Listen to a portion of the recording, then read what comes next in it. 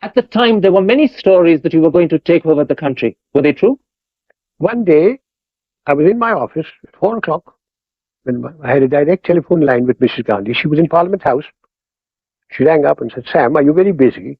And I said, Prime Minister, the Army Chief's always busy, but never too busy to see his Prime Minister. And she said, can you come over? And I said, I'm having my tea, Prime Minister. She said, oh, I'll give you tea. And I said, I get good tea here. You give muck. So I'll give you good tea, you greedy chap. So I got her in a car and I went there and she was there, kidney-shaped table. She was sitting down there. And I, in my breezy way, walked up, and she was an actress. She was sitting down like this. And I said, hello, Prime Minister. You seem worried. And she looked at me. I said, I have problems. I said, oh, cry on my shoulder. What are your problems?